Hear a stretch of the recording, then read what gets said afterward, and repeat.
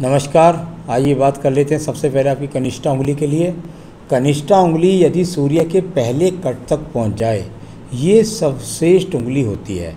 यानी कि जीवन के लिए, तरक्की प्राप्त करने के लिए अच्छी बुद्धि का होना, अच्छी याददाश्त का होना, अच्छी भाषा शैली का होना और बिल्कुल समानांतर सूर्य के साथ उंगली, यानी कि सारे गुण आपके पास विराजमान हैं और उन्हीं श्रेष्ठता के कारण आप अपने जीवन के अंदर ऊंचाइयां प्राप्त करेंगे। ये सबसे सर्वश्रेष्ठ उंगली होती है जो सूर्य के पर्व तक और सूर्य की उंगली के साथ मिल जाए।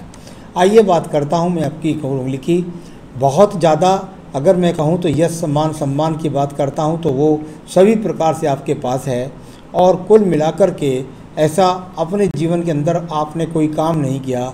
यहाँ ना कोई एक्स का चिन्ह है, यहाँ पर ना ही कोई ब्लैक तिल है, यहाँ पर ना ही किसी प्रकार की आड़ी तिरछी रेखाएं हैं जो आपके जीवन के अंदर आपको किसी भी प्रकार की बदनामी का सामना कराएं, वो यहाँ पर मौजूद नहीं है।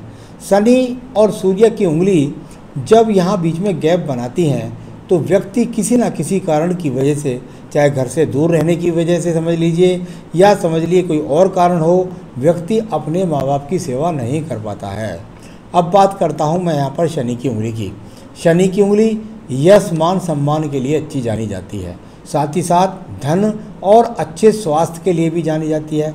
सबसे ज़्यादा इसका पहलू देखा जाता है कि क्या व्यक्ति अपने हाथ से कोई ऐसी गलती करेगा कि वो अपने धन का नाश कर लेगा। बिल्कुल नहीं, यहाँ पर बहुत सोच समझ करके आप चलते हैं और किसी फालतू व्यक्ति को अपना धन बर्बाद नहीं करते हैं, साथ ही साथ फालतू हिसाब से खर्च भी नहीं करते हैं।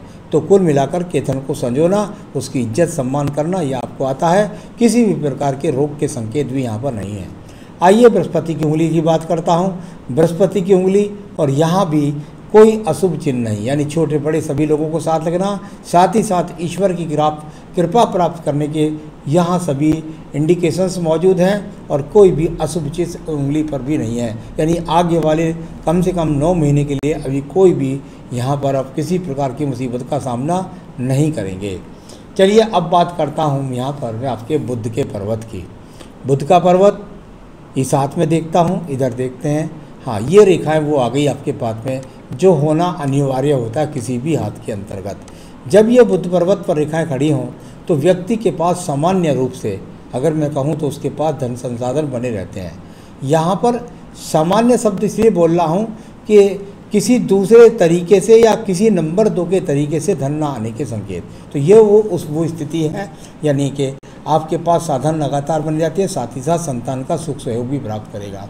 सूर्य की उंगली के लिए एक बहुत मोटा सा सूत्र है कि सूर्य की उंगली यदि नीचे से बना कर के चलती है तो यहाँ से देखिए और ये जाकर के और सीधा सीधा इसका प्रवाह यदि सूर्य पर्वत की तरफ है तो ये इतना बड़ा प्रवाह है पीछे से जो बहकर के समुद्र में पहुँचेगा, यानी कि सूर्य के पर्वत तक। कभी कभी रेखा ना भी पहुँचे और उसका प्रवाह इतना तेज हो जाता है तो उसका फल वैसा ही कहा जाता है। तो ये पर्वत सम है राज्य सरकार से संबंधित कार्यों के फ़ायदा।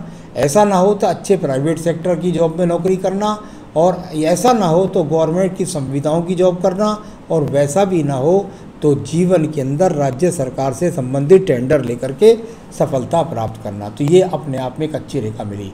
आइए बात करता हूँ आपके शनि के पर्व की। शनि का पर्व अच्छे धन के लिए जाना जाता है और यहाँ अच्छा धन और नीचे की बनाती हुई मुख को जब मछली सी ये बन जाए तो आप ऐसा कह सकते हैं कि आने वाले समय में आपके पास आगे आने वाले समय में धन तो निरंतर बनेगा, लेकिन खर्चे काफ़ी बढ़ने वाले हैं। और ऐसी स्थिति ज़्यादा 65 के बाद, यानी आपके धन की स्वयं की आपकी कमाई कम और खर्चा ज़्यादा होने लगेगा, ऐसा कह सकते हैं। किसी जिम्मेदारी की में समझ लीजिए या कैसे भी समझ लीजिए। तो यहाँ कुल मिलाकर धन का आगमन जीवन के अंत तक समय तक मिलता रहेगा।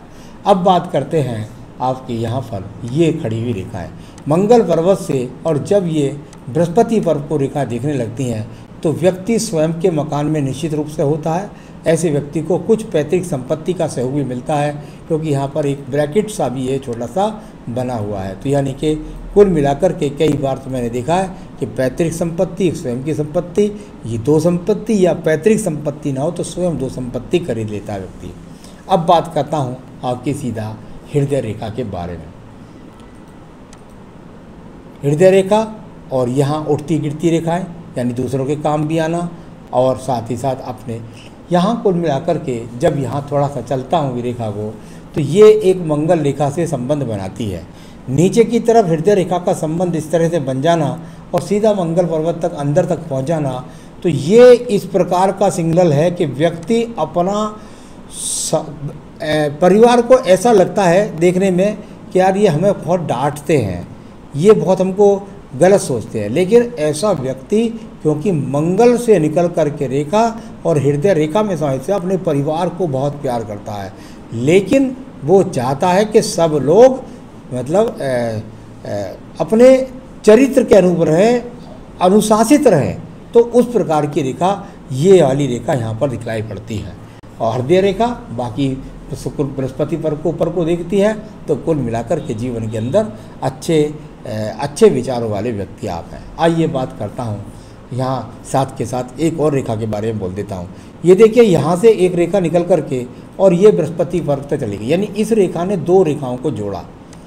ये यहाँ से कह सकते हैं इस रेखा ने जाके दो को जोड़ा, और यहाँ पर ये एक्स का चिन्ह भी बनाती है, यानी कि सूर्य पर्व से लेकर के बृहस्पति को देखने वाली रेखा ईश्वर के प्रति, खासतौर से सूर्य देव के प्रति व्यक्ति का विशेष सूर्य देव की कृपा है इनके ऊपर, तो आपको जल देना चाहिए, अर्घ करना चाहिए सूर्य देव को, तो उनकी विशेष कृपा से आपको अभिष्ट ज्ञान प्राप्त होता है, आप उसके अनुकंपा के प्राप्त कर पाते हैं। जब एक्स बन जाता है तो व्यक्ति मन से बहुत पवित्र भी होता है, तो ये भी फल इसका जान लीजिए।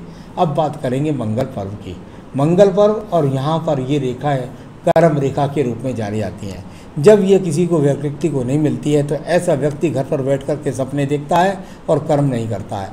आपके पास ये कर्म करने वाली रेखाएं आज भी मौजूद हैं, यानी कि कुल मिलाकर के कर्म करने की आपकी प्रवृत्ति आज भी है और कर्म करते हैं, और उससे एक रेखा निकल कर जा पहुँचती है सीधा धन पर्व, यानी कर्म से मेहनत से धन प्राप्त करना। तो चलिए यहाँ पर एक छोटा सा ट्रायंगल भी बन गया लास्ट में जाकर के, यानी कि कह सकते हैं कि आपके अंदर उन्नति प्राप्त करने की, यानी कि मेहनत करने की प्रवृत्ति है। अब बात करता हूँ यहाँ पर मैं द्वितीय मंगल पर्व की। द्वितीय मंगल पर्वत किसी भी प्रकार का कोई झगड़ा नहीं, झंझट नहीं, मुकदमा नहीं, ये कोई भी यहाँ पर अशुभ चिन्ह नहीं है, तो वो अपने आप में एक अच्छा इंडिकेशन है। चंद्र पर्वत बहुत ज़्यादा यात्रा की रेखा यहाँ पर नहीं है, थोड़ी थोड़ी सी रेखाएं हैं, तो कुल मिलाकर के जीवन में बहुत ज़्यादा यात्राएं आपके पास वर्तमान में नहीं है। अब बात करूँगा बुद्धि रेखा की। बुद्धि रेखा बहुत ही बैलेंस के साथ चलती हुई थोड़ा सा डाउन हो जाती है, यानी कि अगर थोड़ी सी मुसीबत आ जाए तो थोड़ा सा व्यक्ति हल्का सा नर्वस हो जाता है, बहुत समय के लिए नहीं। चलिए ये इस प्रकार की रेखा हुई। व्यापारिक रेखा के रूप में जो ये रेखा है, ये व्यापारिक रेखा नहीं है, ये बुद्धि रेखा ही है। ये बुद्धि की श्रेष्ठता में त्रिभुज से जुड़ी है, यानी कि बुद्धि की श्रेष्ठता में ही चार चांद लगाती है, तो ये वो रेखा है, ये व्यापारिक रेखा नहीं है। कोई व्यापार में रिस्क आप ना लें। चलिए अब बात करते हैं हम आपकी यहाँ पर भाग्य रेखा की। ये भाग्य रेखा और थोड़ा चंद्र पर्वत से, यानी कि अपना जीवन स्वयं निर्मित कर कर के आप यहाँ चले, और मैं समझता हूँ कि यहाँ ये दो रेखाएं आपस में डिवाइड हो गई, तो हो सकता है कि आपके जीवन में लगभग 28 से 30 वर्ष के बीच में आपके कैरियर में आपकी जॉब आई होगी, और उसके बाद लगातार आप एक ही टाइप की जॉब, एक ही तरह की जॉब करते हुए और अपने जीवन के 62 तक पहुंच रहे हैं, और उसके बाद भी आपको सहयोगी रेखाएं हैं। तो चलिए ये सब आपके जीवन के अंदर हुआ और आपका भाग्य ऊर्जित रहा। अब बात करते हैं शुक्र पर्व की। किसी भी पर्व के परिवार देखें तो यहाँ पर कोई क्रॉस के चिन्ह नज़र नहीं आ रहे मुझे, तो यहाँ पर सभी प्रकार से जो संसाधन व्यक्ति को चाहिए वो यहाँ पर मौजूद है। आइए संतान रेखा को तरफ देखते हैं।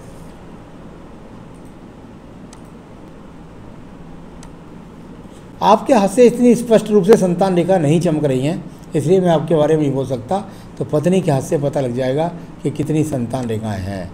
तो ये अपने आप में, अगर ये काला तिल छोटा सा है तो इसको कह सकते हैं कि आगे आने वाली आयु में आपको थोड़ा सा साधनों में थोड़ी कमी का सामना करना पड़ेगा। तो चलिए कुल मिलाकर ये अच्छा हाथ है, कोई ये खराब हाथ नहीं है जो मैंने पूरा हाथ देखा है। तो आपने पूछा थोड़ा मानसिक रूप से परेशान हो जाता हूँ, उसके लिए थोड़ी सी ढलवा रेखा है उसकी वजह से, बाकी तो बहुत बढ़िया आपकी कनिष्ठा उंगली है। कोई भी किसी प्रकार का कहीं भी कोई पर्वत कोई चीज़ें कोई ख़राब नहीं है।